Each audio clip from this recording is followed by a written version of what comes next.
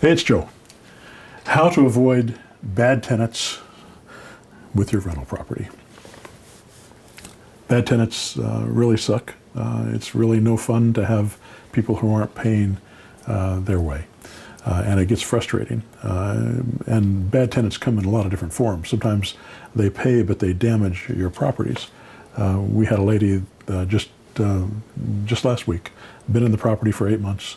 We go into it after she moved out, and we're going to have to change out all the carpet, all the paint, replace the drywall. It's such a mess. I have no idea how it got that bad. Now, the beauty is I have somebody else managing the property, and all I have to do is hear about it. She doesn't send me the pictures. She keeps me protected from some of that stuff, so I don't have to really think about it much. But I do have to pay for it, and it doesn't happen very often. Most of the time, we have tenants that take care of the property, or if they don't take care of it, maybe they live in it kind of hard. It's still not that bad when we get it back, and we can clean things up and get it going and get the next person in. But the goal is to have people in for a long time. And one of the ways to get good tenants is to get people who want to buy that property. And that's why I think lease options is one of the best ways to sell a property and one of the best ways to be a landlord. If you want to keep those properties long term, well, it's still not a bad way, because less than 30% of all lease option buyers will actually exercise their option. So you'll probably be holding on to it. They'll probably eventually move out, and they'll probably be able to sell it to somebody else after that. On average, people live in a house, own a house, even when they buy it with a mortgage, 2 to 5 years. So the likelihood that they're going to exercise the option after 3 years is pretty low.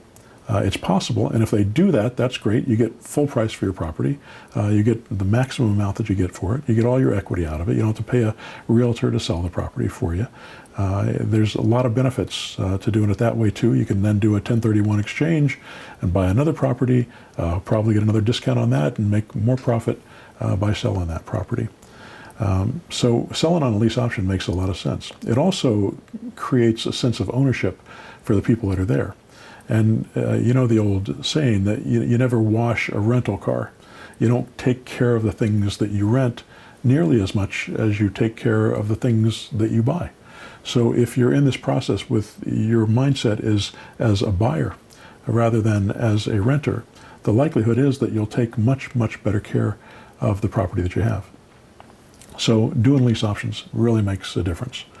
The other thing that I do with all my properties is make sure that they're in great condition. We get better tenants if we have great properties. So, no matter where the neighborhood is, if we make it one of the best properties in the neighborhood, we always get the best tenants. Almost always get the best tenants. There are exceptions. But it's more likely that you'll get people that will take care of the property, that'll have pride of ownership. That if you rent out a property that's in terrible condition, you're going to get people that they find it acceptable to live that way. And that's not the kind of tenant that you want. You want tenants that are going to take pride in that property and take care of it. The other thing I like about lease options is we put the onus of repairs and maintenance and all those things on the shoulders of the lease option tenant. And in our lease option agreement, we make them responsible for all repairs, that they expect nothing from us. And the main goal here is to keep them from calling us every time the toilet stops up, or they put their hand through the screen door, or some other minor problem. We're probably still going to hear from them if the furnace goes out. When that happens, they're probably not going to be able to pay to have that furnace done, even though they agreed to do that. So that's going to be an issue. And what you can usually do is negotiate with them in order to cover that cost over time. So you may have to end up paying for that furnace and then having them pay for it over a period of months or years, depending on what their capability is. You want them to succeed. You want them to do well, and you want to do the best you can doing it. You know that if you had a regular tenant in there and the furnace goes out, you'd have to replace that tenant. And if you had to go in front of a judge and they say, I'm not making my payments because the furnace doesn't work, and you as the landlord show that judge, hey, I've got this document said they're going to take care of all the repairs.